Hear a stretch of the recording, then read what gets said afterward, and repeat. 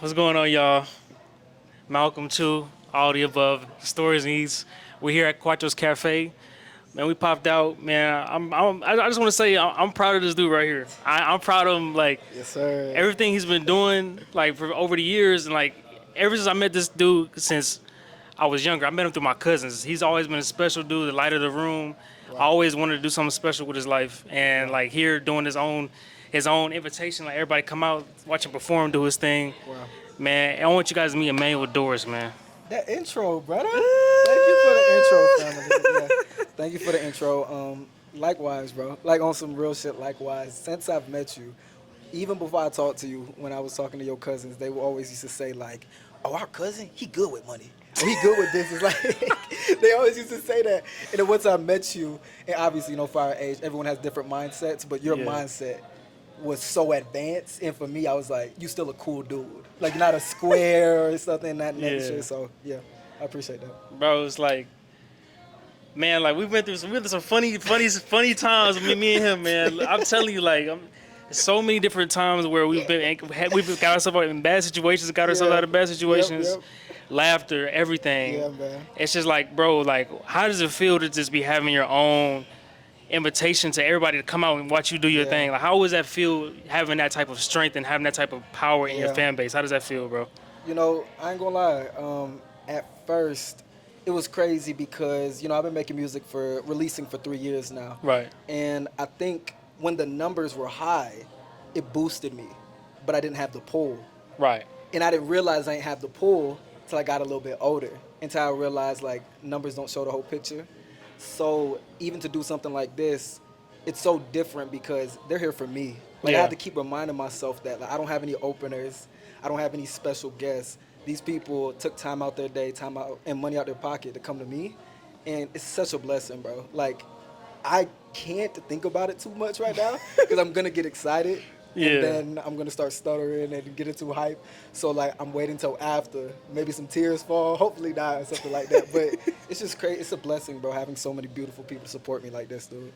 Like, I've been watching you build and enjoy yourself at the same time. That's a hard thing to do, building and enjoying yourself at the It same is. time, It is. and not really folding underneath the pressures of life and stuff Yeah. like that. So it's like, Yeah. with having a fan base that you have, right? Yeah. What was it like? Because I remember you performed at a. It was another place too. Yep, And you yep. were standing up. You had the band people behind you and Band everything like that. behind me, oh my God. Detail that experience for me, like. Dude, literally some people that ran this Instagram page and they actually promoted the event. Right. They hit me up and they just liked my music. They said, "Hey, we know you live in Georgia. Can you bring some people out?" Right. I was opening for this guy named Malik Elijah. Shout out to Malik Elijah. And it was just crazy because I was like, I do not want to just perform over my beats. Yeah. Like I've never been that type of artist, not in a good Yeah. way or bad way. I just didn't want to do that. I found this band on TikTok and we've been following each other for a little bit. I hit them up from Orlando and I said, "You guys want to help me perform?" Like a week before the performance. They drove up here. We did one rehearsal. That was my first time ever speaking to a mic. we did one rehearsal. We went out there and it was crazy. I swear to God, I blacked out. I blacked out so Damn. bad at the end. I was just telling everyone to thank you, and I said, "This is my first performance." And everybody was like, "Huh? What?" And I got so hyped. I hate watching the video. I started jumping. Like, I got too hyped. I got too excited, but it was a surreal experience, and it was a blessing, bro. But even that's dope because, like, it takes a lot of will and just like confidence to work a room, right? But it's like I watched you do that since we was younger, so it's like, bro, Yeah. I never even asked this question. That's the crazy part, like, because I watched you we'll be kicking and you just be freestyling, Yeah. just chilling, like freestyling, That's so and then crazy. me and my cousin look at each other like, damn, this nigga fire. You feel Really? me? Yeah, I swear to God. Like That's so crazy, We 'cause wouldn't even gotta say it. Like we Yeah. just look at each other like, Yeah.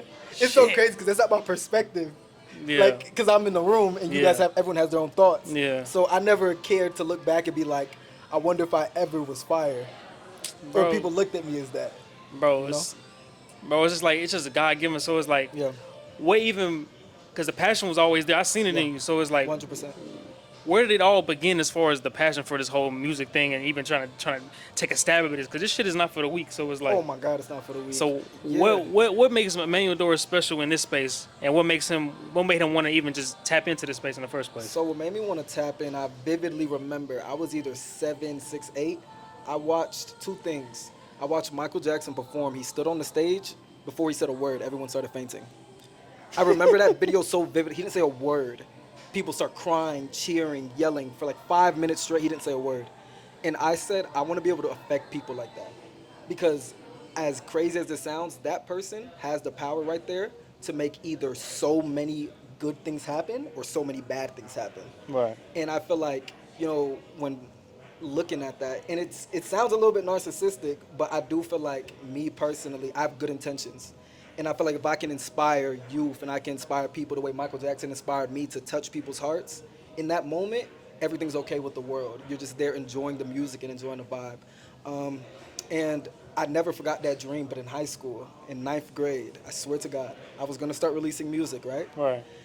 I swear to God, you remember, can I name drop? Go ahead. You Go ahead. remember Jalen, right?